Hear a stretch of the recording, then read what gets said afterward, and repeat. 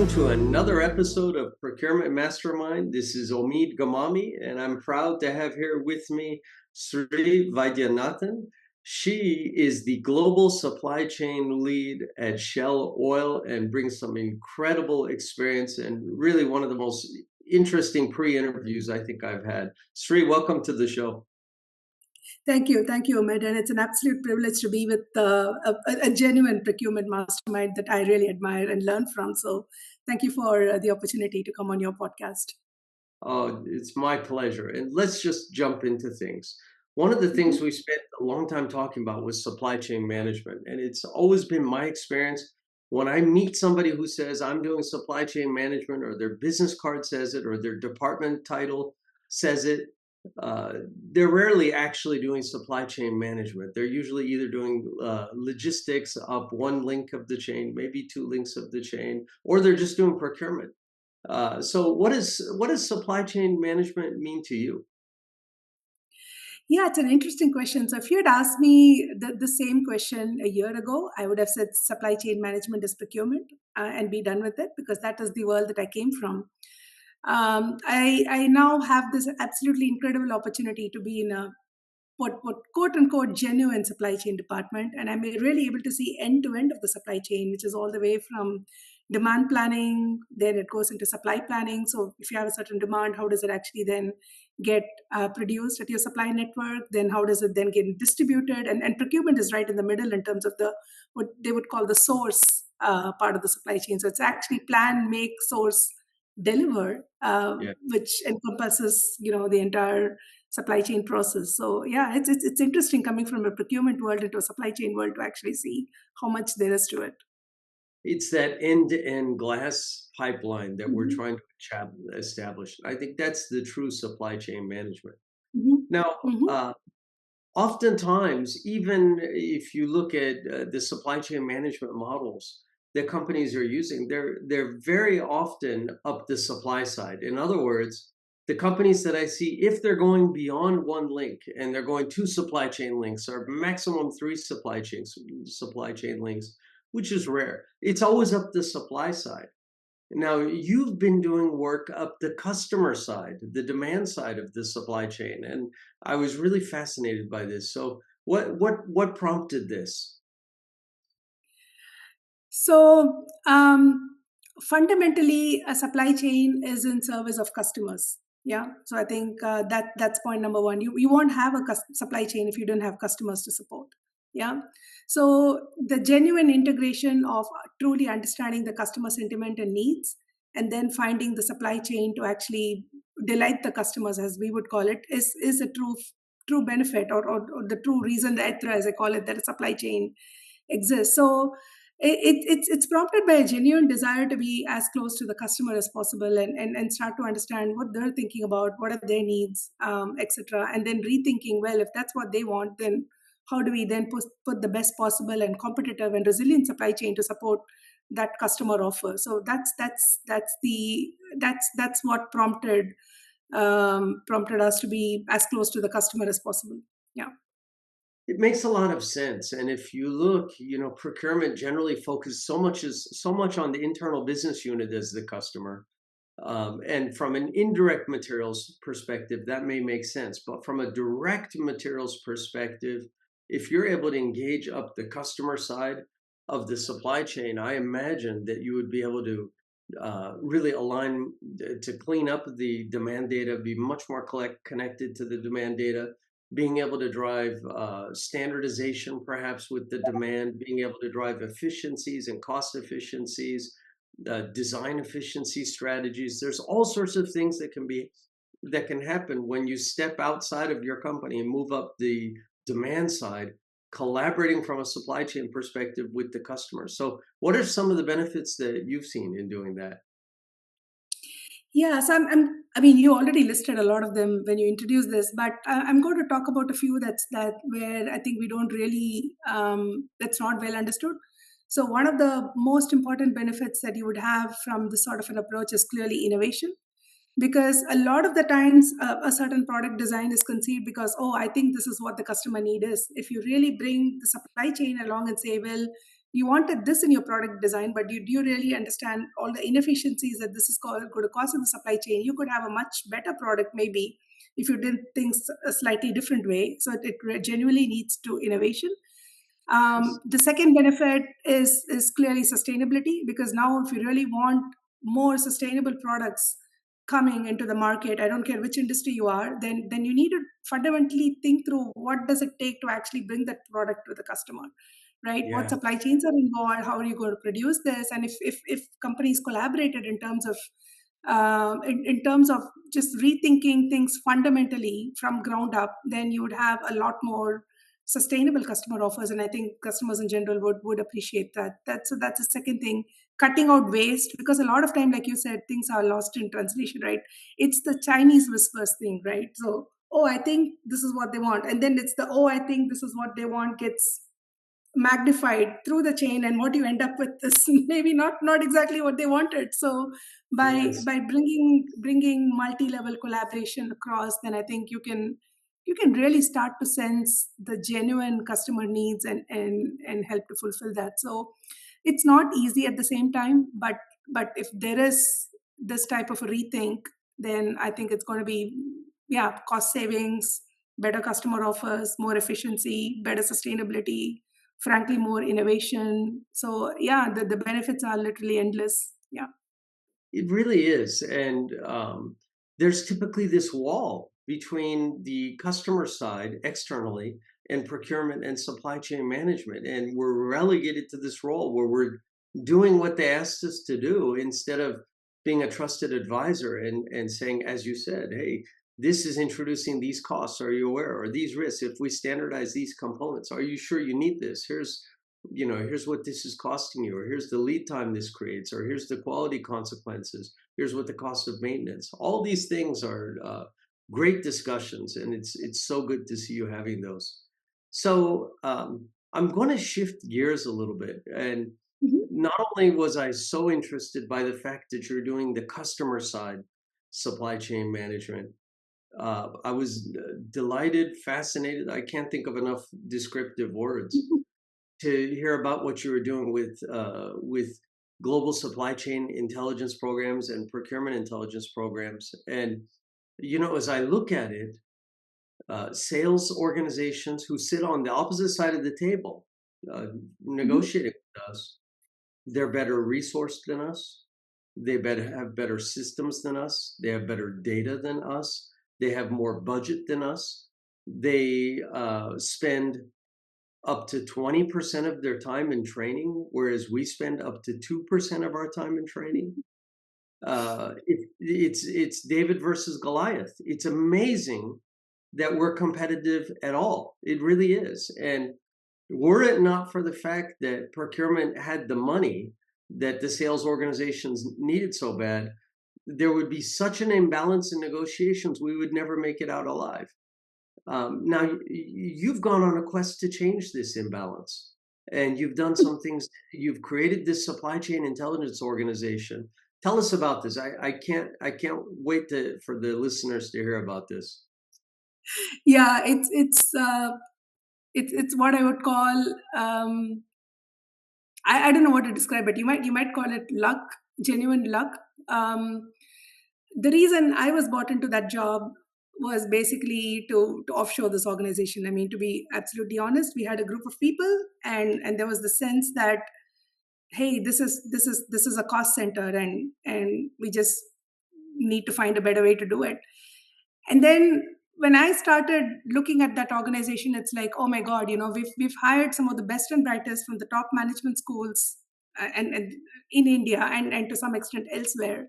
And this was when I had the job back in India, to lead this supply chain intelligence organization. Well, lead is a parenthesis, but and I was looking at it. This is a waste of talent, right? I mean, we've got the best and brightest, and for the most part, we're kicking around PowerPoints that probably people are deleting.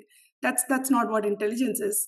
And then the group of us, we started to interview our internal customers in this case, and said, okay, if you genuinely had procurement intelligence, what does it mean to you? And they started to list through some of the types that we would need. For example, should cost models, right? We go into supplier negotiations with with like an intent to save 10%, while if you genuinely did good should cost modeling, even including profits, you might be leaving 30, 40, 50% on the table. So Yes. that was one. The second one was benchmarking. Well, how do you really benchmark the deals? Guaranteed that there's a lot of competitive sensitivity, so genuine benchmarking is difficult, but there would still be ways to get genuine benchmarking.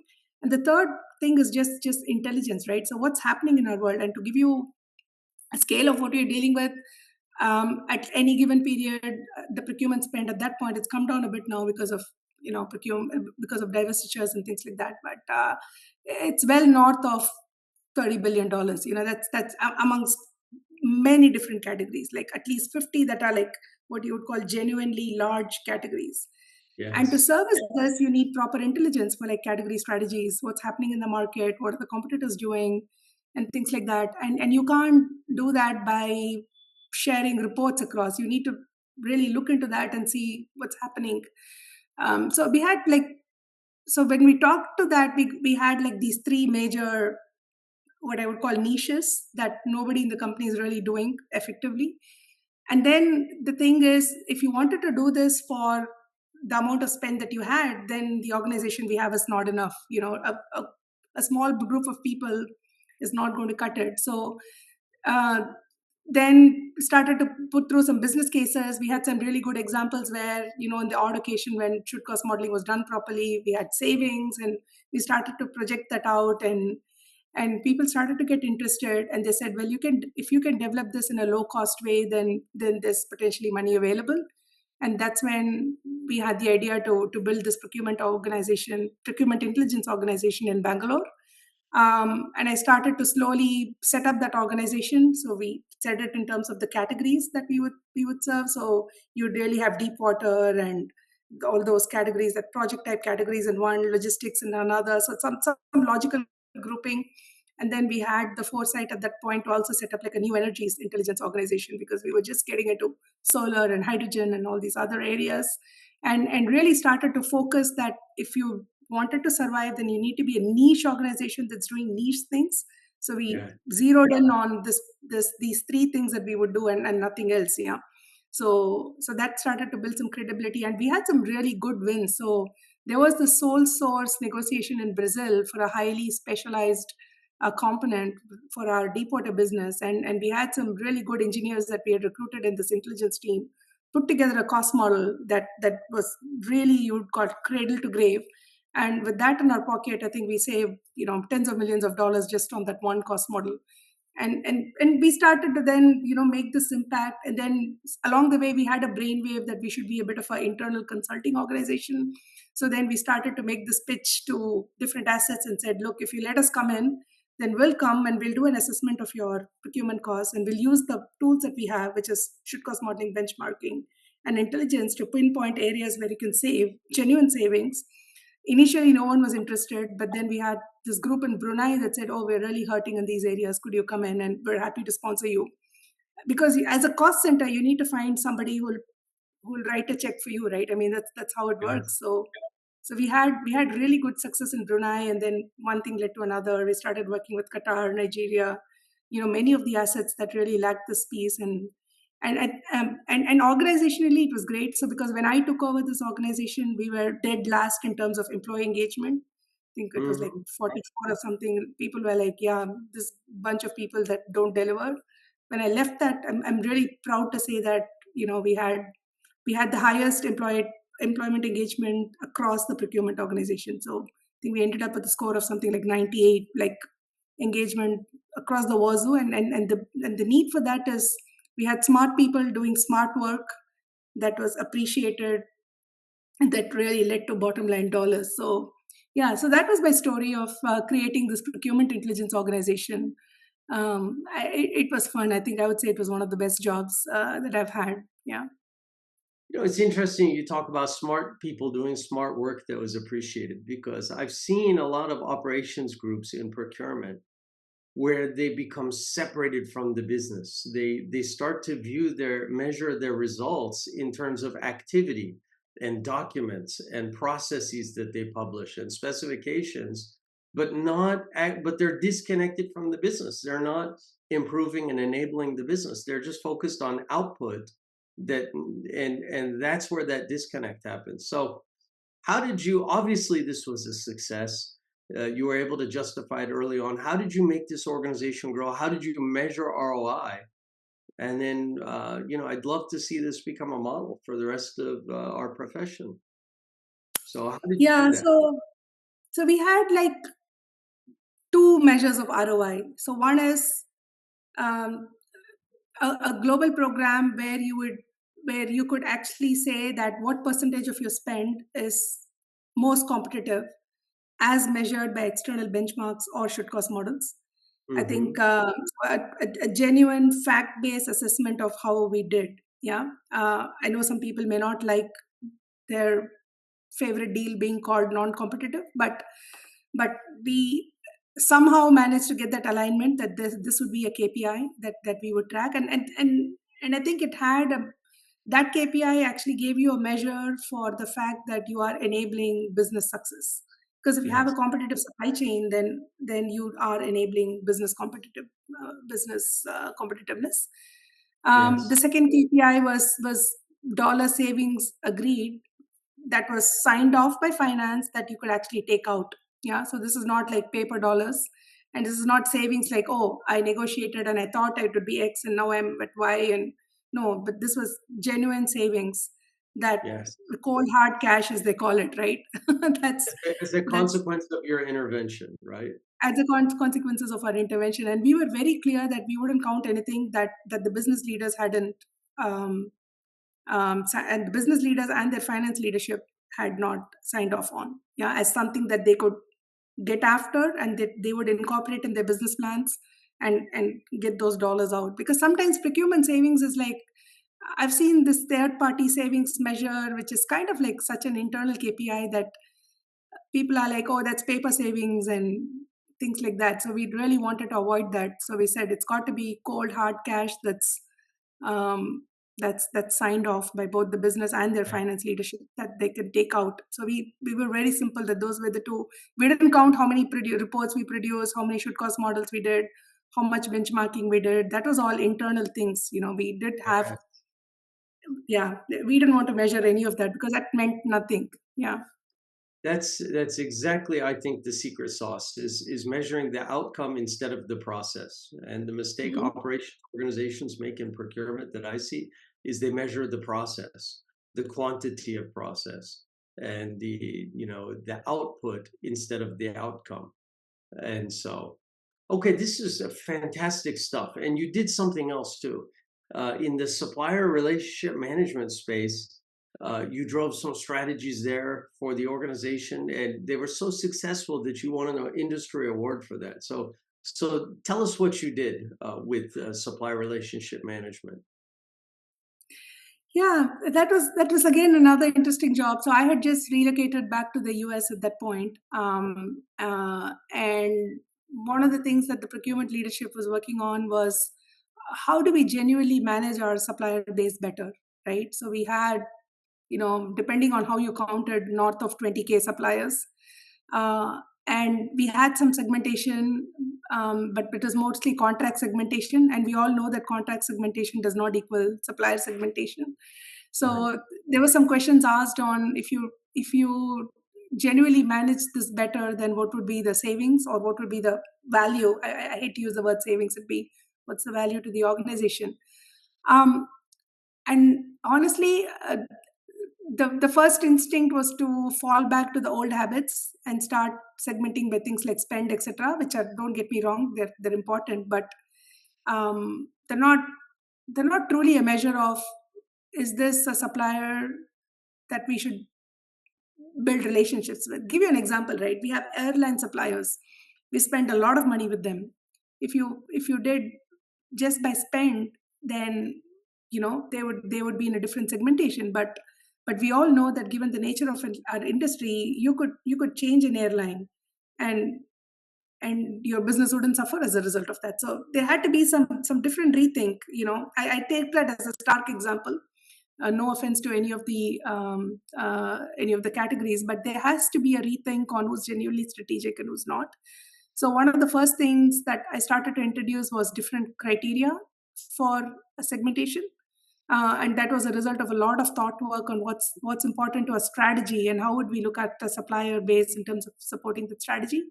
But the second thing was this fragmentation and relationship management. So let's say you genuinely had a subset of 200, 500 suppliers that you wanted to manage strategically, then you didn't have the toolkit to do that. So back to your example of customers, right? Customers have these superb CRM, where they would know everything about their suppliers, about their customers, right? Who did they talk to? What were the meeting minutes? What is the executive interested in? How can you support? So on and so forth. And then you would be negotiating or managing a relationship with basically a briefing document that somebody had Yes, written, right? I mean, for the most you're part. lucky. So if you're lucky, yeah. Yes. So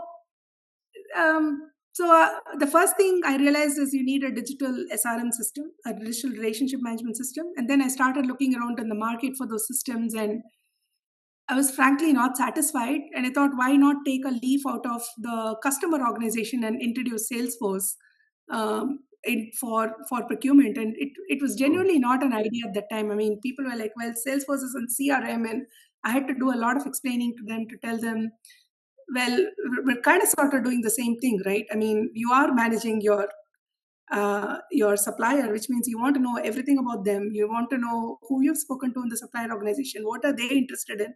Their negotiating positions. How can you create value? So it's pretty much the same thing. So we put a thing together for relationship platform that did three things. So one is integrate all this data, because all the supplier data is fragmented. It's in multiple different sources.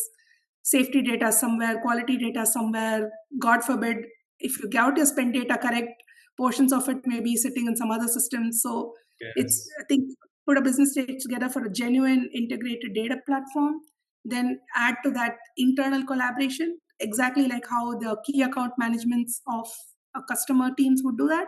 Then the third is a collaboration platform with the suppliers, so that we could bring in innovation ideas, smoothen this stuff. So that was the genesis of the idea to build a Salesforce-based digital relationship platform, which then went on to win the SIPS award for the best SRM project.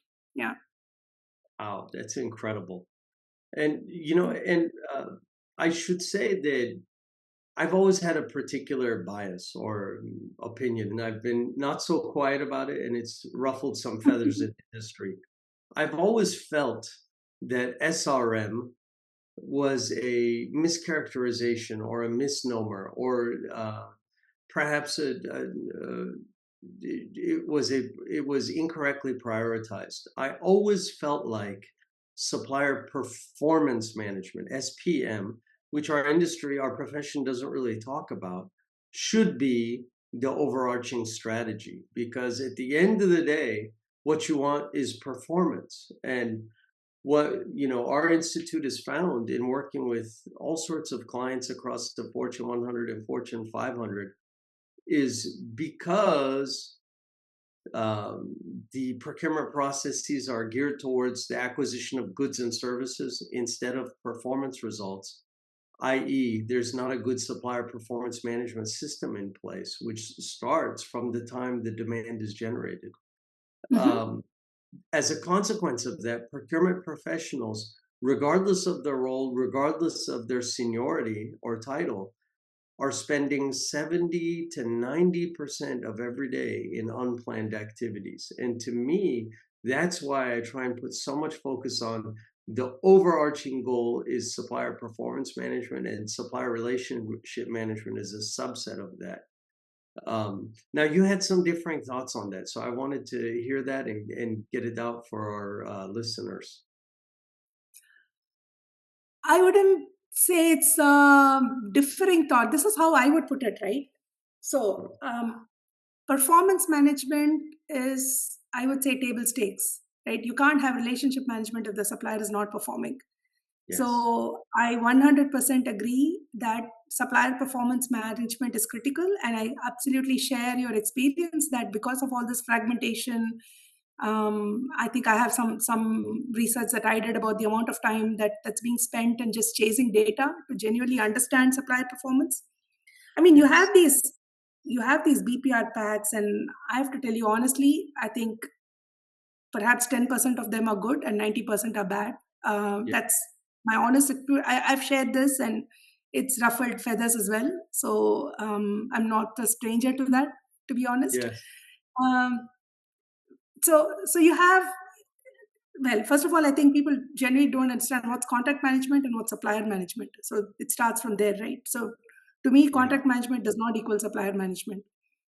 So I think people need to realize that if you're managing a supplier, you're managing all aspects of the supplier in all the That's right. businesses that they would perform in, and not just this one individual contract, which is kind of where some of the short-sightedness comes in. Yeah. You're So if representing you, your company instead of just the business unit, in other words. yeah, It's the yeah, demand across the entire company. Yes. command in entire company. Yeah. So then that supplier performance management is not contract management. So I think we have to understand that. Um, the second thing is, when it comes to relationship management, I think it's a small subset of your suppliers that you would actually do relationship management with. Why is Yes. that? I think you need to really understand who's strategic, and really want to make sure that your suppliers are generally working, pulling you're kind of, how do I put it, if you want to use a horse and a cart analogy, that it's all moving in the same direction, that your suppliers efforts are directed towards your business success because they're strategic, which means joint collaboration, joint innovation, really working this way to take waste out, understanding the market at a depth, and even with all the confidentiality requirements, there's lots of things that can be shared where we're both working on the same problems. How much of their R&D dollars is directed towards things that matter to you, and if you get a situation like a COVID, then the people that had good relationships would put you in front of the line versus someone else. It's kind of like being the customer of choice for your Yes. supplier.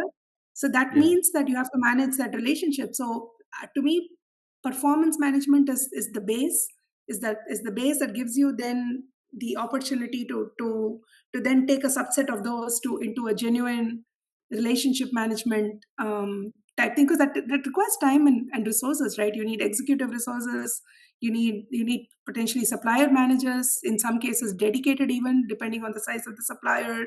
You need the right data platforms, and everything has to function. So it's not a small investment on part of companies. At the same time, I think the value is all the things that we just listed. Yeah. Yes, absolutely. And in fact, I remember you had an example with Dell Computer and how they used SRM strategies to come out of the pandemic even stronger. So tell us a little bit about that.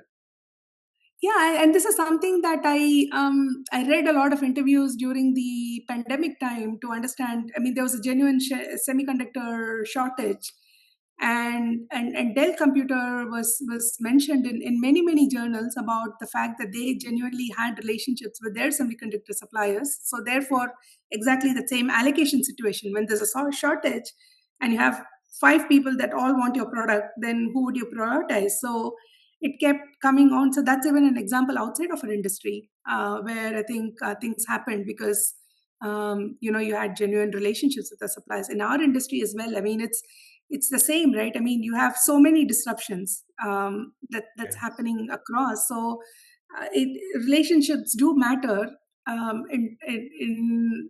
in times of crisis more than anything else, to ensure resilience of your supply chain. So I think one of the most fundamental aspects of resilience is you understand the the strategic suppliers well, and you've invested the time to actually build genuinely strong relationships, Yes. so that in good times and bad, right, the supply chain is functioning to support the business. Yeah.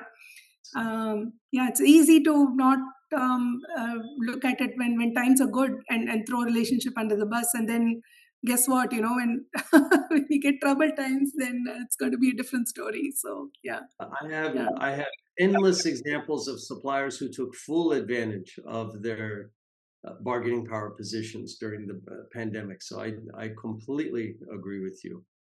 So, Mhm. Shri, this was for me, one of the best podcasts.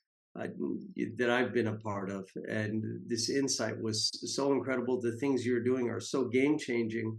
So my final question to you is, for the procurement professionals out there who feel like their careers are stifled, they're not moving the way that they want, they're not getting the promotions they want to get better results, or they want out of the profession. What would be your best piece of advice to them to really put their career on the fast track? Well, two things. So one is develop a genuine understanding of your business, right? Because I mean, again, there's all these things. Does procurement have a seat at the table? Does it not have a seat at the table? I mean, some of the things that I think I've even written about it at LinkedIn to say that we are the table. Because if you don't have a supply chain, then there's no business. Yeah, I mean, Yes, so but I think uh, the fact is we don't spend enough time to understand our business, our customers, what are they intending, what is our strategy, because then you can really start to then things will, if you understand that, then the why of your job becomes more clearer. You're not just buying things here and there, you're doing this in support of this true business need. Yeah, so the more you can genuinely understand that and build relationships with your business stakeholders, I think that's fundamentally important to do well in procurement careers. And the second one is really get comfortable with digital and technology. I mean, in the role I'm in right now, I'm doing more of the digital supply chain, and yes, digital is truly transforming activities. So you have to be able to understand and leverage the power of data and technology. And I don't mean that as a cliche. I mean genuinely upskill yourself to be able yes, to perform well in this digital world, because a lot of people don't. that's right. If you can't do that, then you can't have agility and responsiveness in your activity. So one is, yeah, really focus on your business stakeholders, understanding the business, being as close to the business as possible, and understanding how your activities support the business. And the second one is really get very, very comfortable with technology, take some technology courses, take some data courses, understand how you can leverage some of that in your work and make it more productive. Yeah. Fantastic. Great insight, Sri. We super appreciate having you as a guest on the show. And before we wrap up, I just want to give a note to all the listeners. If you would like to have this kind of competitive advantage in your career, we invite you to explore the CPSCM certification program, where we drive strategies and teach how to take costs out of the supply chain, drive away from the table negotiation strategies, how to transform the procurement process end to end, to have a singular focus on acquisition of performance results, and overall help to put careers on the fast track to being the next CPO, and help establish procurement as a value-added center of profit. Thank you, everyone, for joining us on another episode of Procurement Mastermind, and we'll see you at the next one.